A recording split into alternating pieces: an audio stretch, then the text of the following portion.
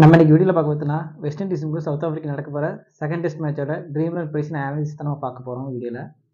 So match எங்கே நடக்குது பார்த்தீங்கன்னா ப்ரொவிடன்ஸ் ஸ்டேடியம் கயானாவில் தான் மேட்ச் ஸ்டார்ட் ஆகுது. டைம் பார்த்தீங்கன்னா இந்த நேரப்படி 7:30 PM மேட்ச் ஸ்டார்ட் ஆகுது. ஸோ ப்ரொவிடன்ஸ் ஸ்டேடியம் கயானா பார்த்தீங்கன்னா இது வரைக்கும் இதில் 2 டெஸ்ட் மேட்ச் தான் நடந்திருக்குது. ஸோ அதில் பேட்டிங் ஃபஸ்ட் பண்ண டீம் 2 டைமும், பவுலிங் ஃபஸ்ட் பண்ண டீம் பார்த்தீங்கன்னா எந்த மேட்ச் வின் பண்ணலை. இதில் ஆவரேஜ் ஃபஸ்ட் இன்னிங் ஸ்கோர் பார்த்தீங்கன்னா 350, செகண்ட் இன்னிங் ஸ்கோர்னா 220 இருக்குது, தேர்ட் இன்னிங் ஸ்கோர் பார்த்தீங்கன்னா 220, ஃபோர்த் இன்னிங் ஸ்கோர்னா 246 இருக்குது. ஸோ இந்த கிரவுண்டில் பார்த்தீங்கன்னா ஹையஸ்ட் டோட்டல் ரெக்கார்டு பார்த்தீங்கன்னா 476க்கு 8 ஸ்ரீலங்கா டீம் வெஸ்ட் இண்டீஸ்க்கு எதிராக அடிச்சிருக்காங்க. லோஸ்ட் ரெக்கார்டு பார்த்தீங்கன்னா 152க்கு 10 வெஸ்ட் இண்டீஸும் பாகிஸ்தானுக்கு எதிராக பார்த்தீங்கன்னா விக்கெட் விட்டுருக்காங்க. ஸோ இது வரைக்கும் பார்த்தீங்கன்னா இதில் டெஸ்ட் மேட்ச் மொத்தம் 2 டெஸ்ட் மேட்ச் நடந்திருக்குது. ஸோ இதோட பிச் ரிப்போர்ட் பார்த்தீங்கன்னா மோஸ்ட்லாம் நல்லாவே பேட்டிங் சப்போர்ட் பண்ணுற மாதிரி கொடுத்துருக்காங்க. அதுக்கப்புறம் பார்த்தீங்கன்னா ஸ்பின்னர்ஸ்க்கு நல்லா ஹெல்ப் பண்ணியிருக்கு இந்த பிச்சு. பட் இதெல்லாம் எப்போ நடந்தது பார்த்தீங்கன்னா கிட்டத்தட்ட இந்த மேட்சஸ்லாம் பார்த்தீங்கன்னா டெஸ்ட் மேட்சஸ் இது நடந்து கிட்டத்தட்ட ஒரு 10-12 வருஷம் கிட்ட ஆகுது. ஏன்னா 2008 2011 தான் இந்த கிரவுண்டில் டெஸ்ட் மேட்ச் நடந்ததுக்கு. அதுக்கப்புறம் பார்த்தீங்கன்னா எந்த ஒரு டெஸ்ட் மேட்ச்சும் நடக்கவே இல்லை. ஸோ அதுக்கப்புறம் பார்த்தீங்கன்னா சம் ஓடி மேட்சஸும் T20 மேட்சஸும் நடந்திருக்குது. லாஸ்ட்டாக பார்த்தீங்கன்னா இந்த T20 வேர்ல்டு கப்பு கூட இந்த கயானா ஸ்டேடியமில் நடந்துச்சு. ஸோ எந்த ஒரு டெஸ்ட் மேட்ச் நடக்காதனால பார்த்தீங்கன்னா அந்தளவுக்கு பார்த்தீங்கன்னா ரெக்கார்ட்ஸ் எதுவும் இல்லாதனால பார்த்தீங்கன்னா நம்ம வந்து இப்போ இருக்க பிளேயர்ஸோட பெர்ஃபார்மன்ஸு பற்றி நம்ம டீம் போடுறதே பெட்ரு. வெஸ்ட் இண்டீஸோட பிளேயிங் லெவன் பார்க்கலாம். வெஸ்ட் இண்டீஸ் பிளேயிங் லெவன் பார்த்தீங்கன்னா Kraigg Brathwaite, Mikyle Louis, Keacy Carty, Alick Athanaze, Kavem Hodge, Joshua da Silva, Jason Holder, Jomel Warrican, Kemar Roach, Jayden Seales, Gudakesh Motie இருக்கிறாங்க. அதுக்கப்புறம் South Africa playing eleven பார்க்கலாம். சவுத் Africa பிளேயிங் லெவனில் பார்த்தீங்கன்னா Aiden Markram, Tony de Zorzi, Tristan Stubbs, Temba Bavuma, David Bedingham, Ryan Rickelton, Kyle Verreynne, Keshav Maharaj, Wiaan Mulder, கைகிசோ Rabada, lungi Ngidi. So south Africa playing eleven இருக்காங்க. அதுக்கப்புறம் pitch ரிப்போர்ட்டில் ஒன்றே ஒரு சொல்லணும்னு பார்த்தீங்கன்னா இப்போ ரீசெண்ட் டேஸில் ஓடிஐ மேட்சஸ்லையும் T20 மேட்சஸ் நடந்ததில் பார்த்தீங்கன்னா நல்லா ரொட்டேட் பண்ணுற பிளேயர்ஸ் பார்த்தீங்கன்னா நல்லாவே பெர்ஃபார்மன்ஸ் பண்ணுறாங்க. கிட்டத்தட்ட 40-50 டன் அடிக்கிறாங்க. மோஸ்ட்லி பார்த்தீங்கன்னா ஸ்பின்னருக்கும் ஃபேஸருக்கும் பார்த்தீங்கன்னா நல்லாவே சப்போர்ட் பண்ணுது இந்த கிரவுண்டு. அதை ஃபேஸரை விட ஸ்லைட் ஏஜ் பார்த்தீங்கன்னா ஸ்பின்னருக்கு தான் கொஞ்சம் சப்போர்ட் அதிகமாக இருக்குது இந்த கிரவுண்டில். அது இது வரைக்கும் நடந்த T20 ஓடிஐ மேட்சஸ் வச்சு சொல்கிறேன். டெஸ்ட் மேட்ச் எதுவும் நடக்க ரீசெண்ட் டேஸில். இப்போ வெஸ்ட் இண்டீஸ் பிளேயிங் லெவலில் பார்த்தீங்கன்னா ஓப்பனிங்கில் பார்த்தீங்கன்னா பிராத்வேட், மைக்கேல் லூயிஸ் தான் இறங்குறாங்க. ஸோ லாஸ்ட் ஓடிஐ மேட்ச்சில் பார்த்தீங்கன்னா இவங்கெல்லாம் ஃப்ளாப் ஆகியிருந்தாங்க. ஸோ நம்ம வந்து டபுள் ஆப்ஷன் பிளேயர்ஸ் யாருன்னு இப்போ பார்க்கணும். ஏன்னா இந்த கிரவுண்டில் பார்த்தீங்கன்னா இந்த மொத்தம் 4 நாள் கிட்ட மேட்ச் நடக்குது. ஸோ இதில் பார்த்தீங்கன்னா ஒரு 2 நாளுக்கு அப்புறம் பார்த்தீங்கன்னா ரெயின் வர அதிகமாக சான்ஸ் இருக்குன்னு சொல்லியிருக்கிறாங்க. ஸோ அதுக்கேற்ற மாதிரி நம்ம டீம் போடுவோம். ரெயின் வர மாதிரி இருந்துச்சுன்னா ஃபாஸ்ட் பவுலர்ஸ் கொஞ்சம் ஹெல்ப் பண்ணுற மாதிரி இருக்கும், பேட்டர்ஸ்க்கு அதிகமாக ஹெல்ப் கிடைக்கிற மாதிரி இருக்கும். ஸோ நீங்கள் வந்து டபுள் ஆப்ஷன் பிளேயராக நீங்கள் பாருங்கள். டபுள் ஆப்ஷன் பிளேயர் யாருன்னு பார்த்தீங்கன்னா Jason Holder, Joshua da Silva, Alick Athanaze, Kavem Hodge, Kraigg Brathwaite. So இவங்க 5 பேர் பார்த்தீங்கன்னா டபுள் ஆப்ஷன் பிளேயர்ஸ். ஏன்னா பார்த்தீங்கன்னா இவங்க வந்து பிராத்வேட் பார்த்தீங்கன்னா ஓப்பனிங்கில் இறங்குறாரு. அது மட்டும் பார்த்தீங்கன்னா இவர் வந்து கொஞ்சம் ஸ்பின் பவுலிங் ஆப்ஷனில் போடுறாரு. ஸோ மேக்ஸிமம் பார்த்தீங்கன்னா 1 ஓவர் கூட வாய்ப்பு இருக்குது. அதே மாதிரி அலி கேத்தனேஸும் பார்த்தீங்கன்னா நல்லாவே பாலுக்கு ஏற்ற மாதிரி நல்லா தட்டி ஆடுவார். அது மட்டும் பார்த்தீங்கன்னா பவுலிங் ஆப்ஷன் கிடைச்சாலும் 1 or 2 விக்கெட் எடுக்க வாய்ப்பு இருக்குது. அதே மாதிரி கபீம் கோச் அதே மாதிரி தான் ரீசெண்ட் டேஸில் டெஸ்ட் மேட்ச்சில் பார்த்தீங்கன்னா நல்லாவே பெர்ஃபார்மன்ஸ் பண்ணியிருக்காரு. அதுக்கெல்லாம் சம் 100 சம் 100 பார்த்தீங்கன்னா அடிச்சிருக்காரு. அது மட்டும் இல்லாமல் பவுலிங் வாய்ப்பும் இவர் ஸ்பின்னு கொஞ்சம் ஹெல்ப் வந்துச்சுன்னா கபீம் கோச் கண்டிப்பாக லெஃப்ட் ஹேண்ட் ஆர்த்தடாக்ஸ் போகிறதுனால கண்டிப்பாக பவுலிங் போட வாய்ப்பு இருக்குது.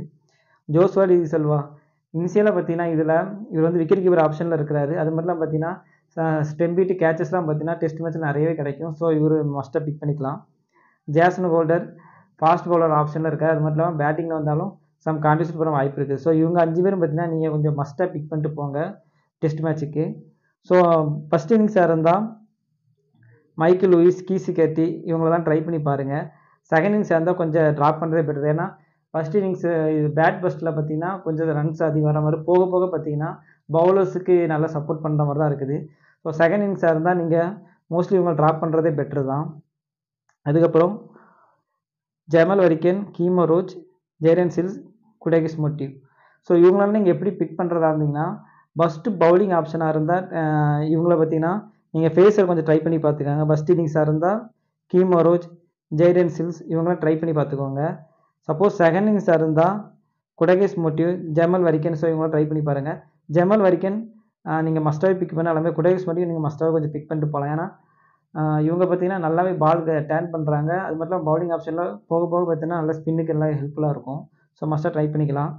ஸோ இந்த கிரவுண்டில் பார்த்தீங்கன்னா இது வரைக்கும் வெஸ்ட் இண்டீஸ் டீம்லேயே கீமோ ரோச் மட்டும்தான் இந்த கிரவுண்ட்லேயே ப்ளே பண்ணியிருக்காரு. மற்ற எந்த ஒரு பிளேயரும் பார்த்தீங்கன்னா இந்த கிரவுண்டில் பெர்ஃபார்மன்ஸ் இது வரைக்கும் விளாண்டதே கிடையாது. ஸோ இந்த இவர் ஒருத்தர் மட்டும் தான் ப்ளே பண்ணியிருக்காரு. ஸோ அந்த ப்ளே பண்ணலும் பார்த்தீங்கன்னா பெருசாக விக்கெட்லாம் எடுக்கலாங்க. மிஞ்சி போனால் 1 விக்கெட் 2 விக்கெட் தான் எடுத்திருக்கிறாரு. பெரிய விக்கெட்லாம் எதுவும் எடுக்கலை. ஸோ மஸ்ட்லி லாக் தான் இருக்கிறாரு. இப்போ இதில் கேப்டன் ரேஞ்சுக்கு நீங்கள் பிக் பண்ணுறதா இருந்தால் கவியும் கொஞ்சம் ட்ரை பண்ணிக்கோங்க, ஜேசன் கோல் ட்ரை பண்ணிக்கோங்க. ஸோ மற்ற எல்லோரும் பார்த்தீங்கன்னா கொஞ்சம் ரிஸ்க்கு தான் எல்லாருமே. சவுத் ஆஃப்ரிக்காவில் பார்த்தீங்கன்னா நீங்கள் டபுள் ஆப்ஷன் பிளேயர்னு பார்த்தீங்கன்னா Aiden Markram, Tristan Stubbs, Kyle Verreynne, Keshav Maharaj, Wiaan Mulder. So இதில் பார்த்தீங்கன்னா 5 பேர் பார்த்தீங்கன்னா டபுள் ஆப்ஷன் பிளேயராக இருக்கிறாங்க. ஸோ டபுள் ஆப்ஷன் பிளேயர்னால் பார்த்தீங்கன்னா இவர் டாப் ஆர்டர்லேயே ஓப்பனிங்கில் வராரு. அது மட்டும் பார்த்தீங்கன்னா ஸ்பின்னுக்கு ஹெல்ப் பண்ணிச்சுன்னா இந்த கிரவுண்டில் அது மட்டும் ஸ்பின்னுக்கு கொஞ்சம் ஹெல்ப் பண்ணுறதுனால மஸ்டாக பார்த்தீங்கன்னா ஒரு 10-15 ஓவர்கிட்ட இவர் ஒவ்வொரு இன்னிங்ஸிலும் போடுறாரு. ஸோ இவங்க நான் மஸ்ட்டாக ட்ரை பண்ணி கேப்டன் அண்ட் வைஸ் கேப்டன் ரேஞ்சுக்கு நீங்கள் மஸ்ட்டாக பிக் பண்ணிக்கோங்க. அதுமாதிரி ட்ரிஸ்டன் ஸ்டப்ஸும் அதே மாதிரி தான். இவரும் நல்லா ஆஃப் பிரேக் பவுலிங் போடுவார். ஏன்னா ஐபிஎல்லில் நீங்கள் பார்த்துருப்பீங்க சம் மேட்சஸ்லாம் பார்த்தீங்கன்னா ஆஃப் பிரேக் பவுலிங்லாம் போட்டிருக்காரு. பவுலிங் போட்டால் கண்டிப்பாக விக்கெட் எடுப்பார். அது மட்டும் பார்த்தீங்கன்னா இவரோட கேச்சஸ் பொசிஷன் எல்லாம் பார்த்தீங்கன்னா லாங் ஆஃபில் தான் இருக்கும். ஸோ மஸ்ட்டாக ட்ரை பண்ணிக்குவாங்க. அது மட்டும் இல்லாமல் பேட்டிங்கில் டாப் ஆர்டர்லேயே வராததுனால போக போக பார்த்தீங்கன்னா டாப் ஆர்டர் பேட்ஸ்மேன் பேட் பெஸ்ட்டாக இருந்தால் நீங்கள் டிஸ்டன்ஸ் பெஸ்ட்டாக மஸ்ட்டாக பிக் பண்ணிக்கோங்க. பேட்டிங் செகண்டாக இருந்தால் நீங்கள் கொஞ்சம் ஸ்லைட் ஏஜ் நீங்கள் ட்ராப் பண்ணிட்டு போகிறதே பெட்ரு தான். தெம்பா பவுமா பேட்டிங் பெஸ்ட்டாக இருந்தால் பிக் பண்ணிக்கோங்க. பேட்டிங் செகண்டாக இருந்தால் ட்ராப் பண்ணுறதே பெட்டர். டேவிட் பெடிங்கம் அதே மாதிரி தான். பேட்டிங் பெஸ்ட்டாக இருந்தால் மஸ்ட்டாக பிக் பண்ணிக்கோங்க. பேட்டிங் செகண்டாக இருந்தால் கொஞ்சம் ட்ராப் பண்ணுறது பெட்டர். ஏன்னா போக போக இந்த பிச்சு பார்த்தீங்கன்னா ஃபாஸ்ட் பவுலருக்கு ஸ்பின்னருக்கும் சப்போர்ட் பண்ணுற மாதிரி நீங்கள் டீம் போடுறதா இருந்தால் ஸோ நீங்கள் டேவிட் பெடிங்கம், ரியான் ரெக்கல்டன் ஸோ இவங்களாம் நீங்கள் பார்த்தீங்கன்னா கொஞ்சம் ட்ராப் பண்ணிட்டு போகிறதே பெட்ரு. ஃபஸ்ட் இன்னிங்ஸாக இருந்தால் இவங்க நீங்கள் ரிஸ்க்காக ட்ரை பண்ணிக்கோங்க. இவங்களெல்லாம் தெம்பா பவுமா, டேவிட் பெடிங்கம், ரியான் ரெக்கல்டன் இவங்களெல்லாம் நீங்கள் ரிஸ்க்காக ட்ரை பண்ணிக்கோங்க. கெயில் வீரனே மஸ்ட் பிக். ஏன்னா இவர் வந்து விக்கெட் கீப்பர் ஆப்ஷனில் இருக்கிறாரு. அது மட்டும் இல்லாமல் பார்த்தீங்கன்னா நல்லாவே ஸ்பின்னுக்கு வெஸ்ட் இண்டீஸ் அணி பார்த்தீங்கன்னா நிறைய விக்கெட் விடுறாங்க. ஸோ இவர் வந்து விக்கெட் கீப்பர் ஆப்ஷனில் இருக்கிறதுலாம் பார்த்தீங்கன்னா ஸ்டெம் பீட்டுக்கு பண்ண அதிகம் வாய்ப்பு இருக்குது. ஸோ மஸ்ட்டாக பிக் பண்ணிக்கோங்க. Keshav Maharaj must big. ஏன்னா இவர் மட்டும்தான் ப்ராப்பர் ஸ்பின் ஆல்ரவுண்டராக இந்த டீமில் இருக்கார். அது மட்டும் பார்த்தா ஏடன் மார்க்கம். இவங்க 2 பேர் தான் மோஸ்ட்லி ஸ்பின் ஆப்ஷனை யூஸ் பண்ணுறாங்க. ஸோ மஸ்ட்டாக இவங்க 2 பேருக்கு அதிக விக்கெட் எடுக்க வாய்ப்பு இருக்குது. ஸோ இவங்க மஸ்ட்டாக பிக் பண்ணிக்கோங்க.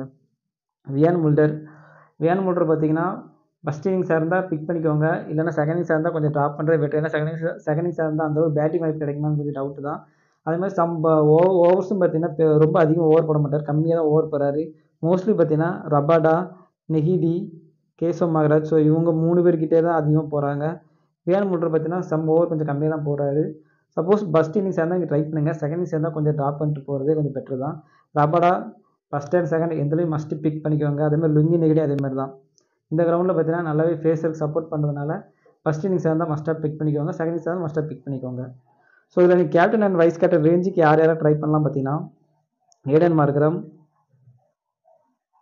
கேசவ் மகராஜ், கெயில் வீரனே, ரபாடா ஸோ இவங்க 4 பேரில் நீங்கள் captain vice captain range try பண்ணலாம். ஓகே, இப்போ நம்ம டீம் பார்க்கலாம். டீமில் பார்த்தீங்கன்னா ஜோஸ்வா டி சில்வா, கெயில் வீரனே 2 விக்கெட் கீப்பர் ஆப்ஷனும் எடுத்துருக்கிறேன்.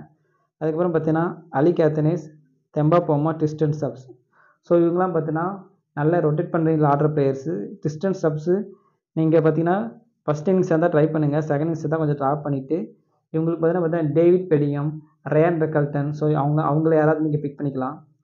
அதுக்கப்புறம் ஜேசன் ஹோல்டர் மஸ்ட்டு பிக்கு, கவிம் கோச் மஸ்ட்டு பிக்கு சொல்லலாம். ஏடன் மார்க்ரம் மஸ்ட்டு பிக்கு, ஜமல் வரிக்கன், ரபாடா, கேசவ் மகாராஜ் எடுத்துருக்கிறேன். சப்போஸ் நீங்கள் சவுத் ஆஃப்ரிக்கன் ஃபஸ்ட்டு டீமாக இருந்தால் நீங்கள் ஒன் சைட் டீம் கூட ட்ரை பண்ணி பாருங்கள். சவுத் ஆஃப்ரிக்கா செகண்ட் டீமாக இருந்தால் நீங்கள் 2 பேருக்கும் கொஞ்சம் ஈக்குவலாக போட்டு ட்ரை பண்ணிட்டு போகிறது பெட்ரு. ஓகே, உங்களுக்கு இந்த டீம் பற்றி அல்லது என்னோடய ப்ரெடிக்ஷன் பற்றி ஏதாவது கமெண்ட் பாக்ஸில் கமெண்ட் பண்ணுறதா இருந்தால் நீங்கள் கமெண்ட் பாக்ஸில் கமெண்ட் பண்ணுங்கள். தேங்க்யூ.